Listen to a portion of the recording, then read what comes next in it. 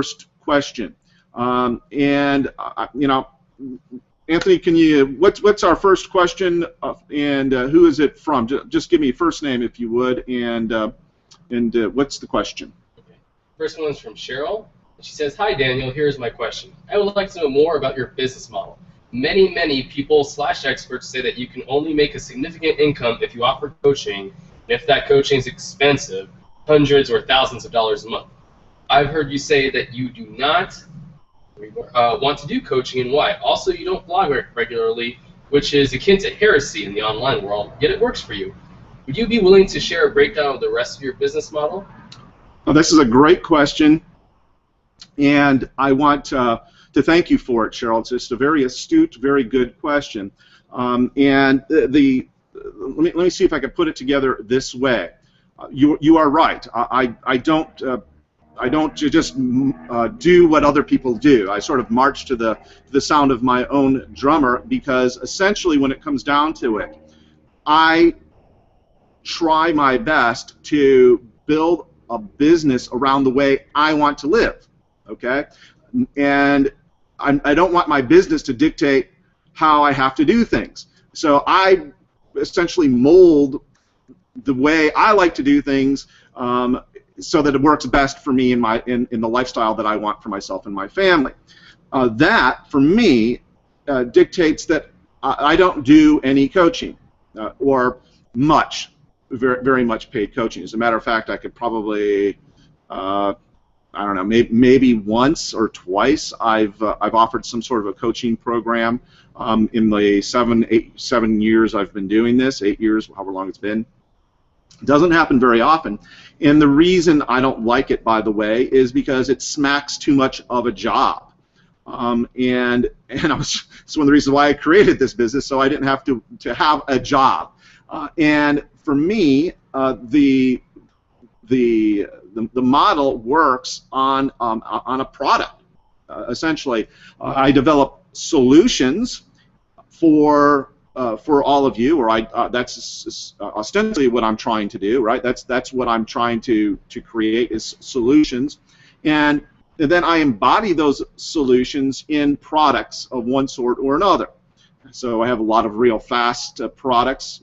Many of you are probably subscribers on or in those products, and I continue to create and sell products. So that's first and foremost. That's the big part of my my business model, is product creation and sales. Then another big part of it is affiliate sales. Over the years, I've developed relationships with a number of people that are very good. They're conscientious. They care about the people that I send to them, and because of that, it actually helps everyone involved. So it's a profit center for my business. From a business standpoint, it allows people to get the help, the one-on-one help in many cases that they need. It's just not from me, okay? And again, that works for me. And the reason it works for me is because I've been very careful over the years to do that, to choose really carefully my partners and the partners that I choose to promote, and that really sort of helps things along from that standpoint. Okay. Now, one other thing here on the business model question. You mentioned blogging, for example. Well, with blogging, again, I don't do it regularly because it smacks of a job. Okay, if I have to do something regularly, I just don't like it. It just doesn't sit well with me, or the way I like to do things, or do things naturally. I'm one of those guys that I act on the muse. I act on my inspirations, and I try to do that contemporaneously with me getting an idea to go and do, whatever it is I'm going to go and do.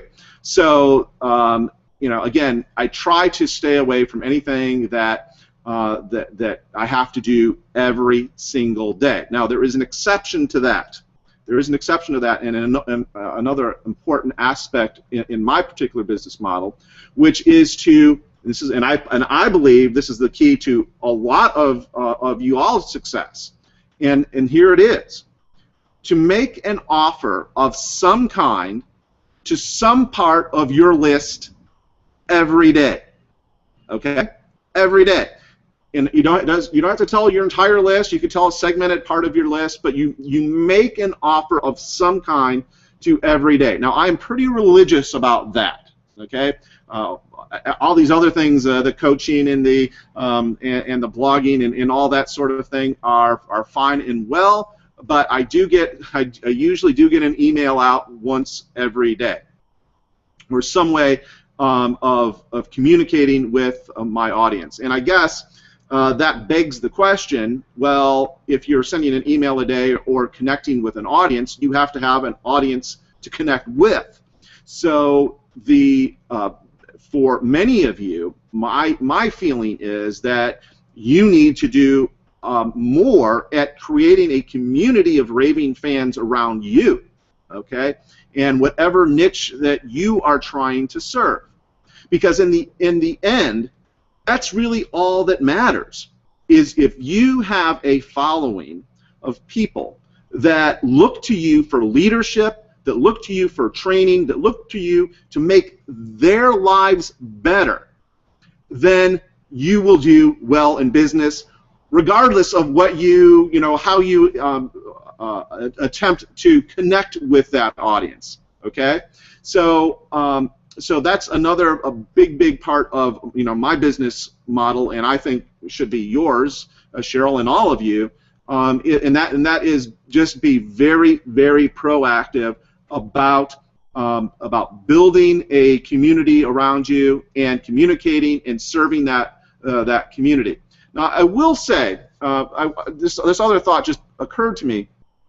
I will say that that you should do some sort of essentially way to reach out and help your community, even if it's for free.